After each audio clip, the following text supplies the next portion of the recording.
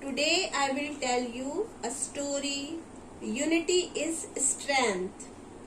एकता में बल है. So let's start the story. Once a flock of doves flew far away from their home in search of food. Though they flew for miles and miles, they could not find anything to eat. Tired and hungry, they were flying over a forest. The smallest of the doves was so tired that he said to the dove king, "O king, please can we rest a bit?" "Oh, come, little one, be brave," replied the king. "We are sure to find some food soon." So the little dove flapped his wings harder. He flew so fast that he found himself ahead of all the others.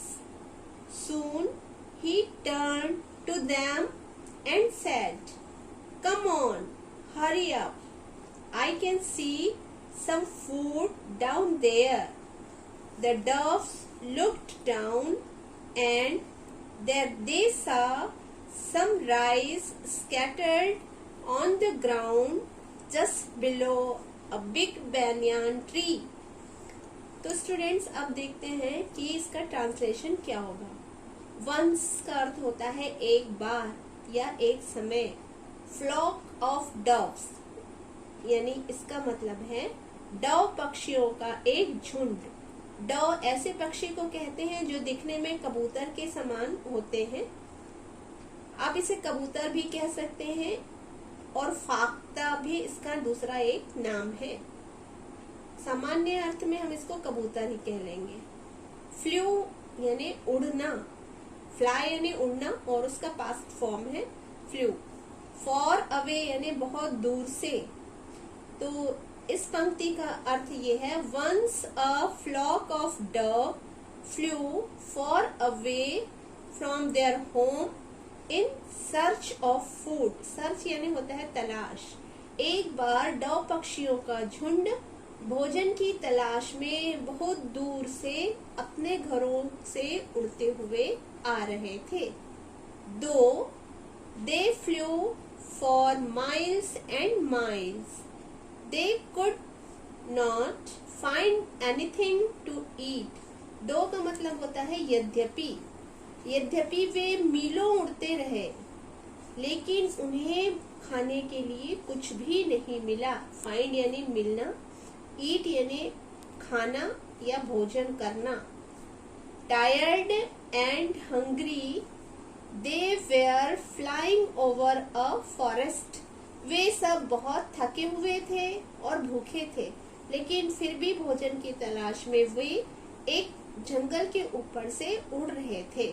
Tired means थके हुए, hungry means भूखे, forest जंगल, over यानी ऊपर. The smallest of the doves was so tired that he said to the dove king. उन dove पक्षियों के झुंड में जो सबसे छोटा था, जो सबसे छोटा डव पक्षी था, जो सबसे छोटा कबूतर था, वो बहुत थका हुआ था.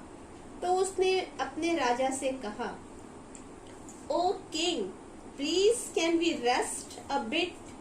ओ राजा, क्या हम सब थोड़ी देर के लिए विश्राम कर सकते हैं? स्मॉलेस्ट का मतलब होता है सबसे छोटा. रेस्ट यानी विश्राम करना, आराम करना. टायर्ड मीन्स थका हुआ. O come little one, be brave, replied the king. जब उसने कहा कि महाराज क्या हम सब थोड़ी देर के लिए विश्राम कर सकते हैं, तो राजा ने उसे रिप्लाई किया, जवाब दिया कि ओ प्यारे छोटे डव, साहसी बनो, बी ब्रेव यानी साहसी बनो या हिम्मत रखो। We are sure to find some food soon, मुझे विश्वास है कि हमें जल्दी ही भोजन मिलेगा। श्योर यानी अवश्य, सून शीघ्र, फूड यानी भोजन। So the little dove flapped his wings harder, राजा की ऐसी बात सुनकर छोटे डव को जोश आया और उसने अपने पंख और तेजी से फड़फड़ाए। फ्लैप्ड यानी फड़फड़ाना, विंग्स पंख, हार्डर मीन्स और मजबूती से और ताकत से। He flew so fast that he found himself ahead of all the others. वो इतनी तेजी से उड़ा कि उसने अपने पूरे झुंड को पीछे छोड़ दिया और उन सब से आगे ही उड़ता रहा। Ahead of all the others यानी उन सब से आगे। Fast यानी तेजी से। Soon he turned to them and said, "Come on, hurry up." जल्दी ही वह पीछे मुड़ा और उसने कहा, जल्दी आओ, जल्दी करो। I can see some food down there. मुझे वहाँ नीचे कुछ भोजन नजर आ रहा है, हमें वहाँ भोजन मिल सकता है। The doves looked down and there they saw some rice scattered on the ground just below a big banyan tree.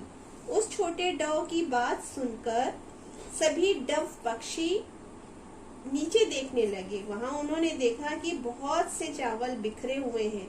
चावल के दाने नीचे जमीन पर बिखरे हुए थे, एक बड़े से बैनियान ट्री के नीचे। बैनियान यानी बरगद का वृक्ष, और बहुत सारा चावल बिखरा हुआ था।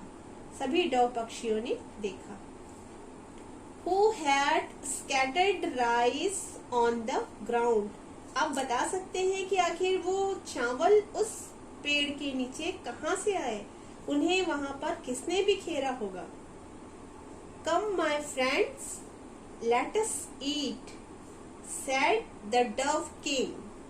Together the doves landed under the banyan tree and began to eat the rice.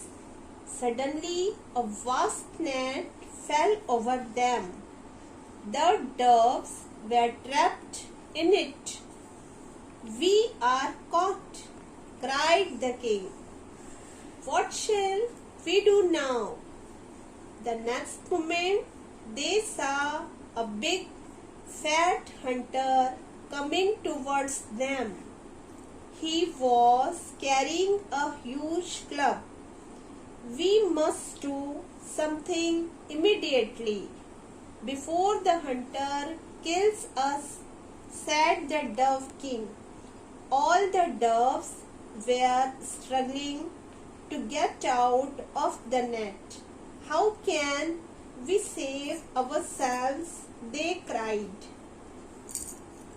Come my friends, let us eat, said the dove king. Dove पक्षियों के राजा ने कहा कि मेरे मित्रों आओ, चलो हम सब भोजन करते हैं। Together the doves landed under the banyan tree and began to eat the rice. सभी डव पक्षी नीचे लैंड कर गए, नीचे उतर गए और एक साथ, टुगेदर यानी एक साथ उस बरगद के वृक्ष के नीचे वो उस चावल के दानों को खाने लगे। Suddenly a vast net fell over them. तभी अचानक एक बड़ा सा जाल उनके ऊपर आकर गिरा। Vast net यानी बड़ा सा जाल। Suddenly यानी अचानक। The doves were trapped in it. सारे डव पक्षी उसमें फंस गए, उस जाल में फंस गए। We are caught, cried the king. King ने कहा कि हम सब पकड़े गए। Caught यानी पकड़ना। What shall we do now? अब हम क्या करेंगे? The next moment they saw a big fat hunter coming towards them. अगले ही क्षण उन्होंने देखा कि एक बड़ा सा मोटा सा शिकारी उनकी तरफ आ रहा है। मोमेंट यानी अगले ही क्षण, हंटर यानी शिकारी, फैट यानी मोटा। He was carrying a huge club, उसके पास एक बड़ी सी मोटी सी छड़ी थी या लकड़ी का कुछ अस्त्र था। We must do something immediately, immediately यानी तुरंत। राजा ने कहा कि हमें तुरंत ही कुछ करना होगा। Before the Hunter kills us sad the dove king, पक्षियों के राजा ने कहा कि इससे पहले कि वह शिकारी हमें मार डाले, हमें तुरंत ही कुछ करना होगा। हंटर यानी शिकारी, बिफोर मतलब पहले, किल यानी मार डालना, मार देना। All the doves were struggling to get out of the net, सभी डव पक्षी संघर्ष करने लगे, एक साथ मेहनत करने लगे कि वो सब उस जाल से बाहर आ जाएं। How can we save ourselves, they cried, वे चीखने लगे कि आखिर हम सब खुद को कैसे बचाएं। सेव मीन होता है बचाना, अवरसेल्व्स यानी हम सब। सभी डव पक्षी कोशिश की किसी प्रकार वो उस जाल से बाहर आ जाएं, लेकिन ऐसा हो नहीं रहा था, तो वो चीखने लगे कि आखिर हम सब कैसे बचेंगे। तो स्टूडेंट्स, बाकी का जो स्टोरी है वो मैं आपको नेक्स्ट वीडियो में बताऊंगी। बाकी का वीडियो फिर, तब तक के लिए बाय।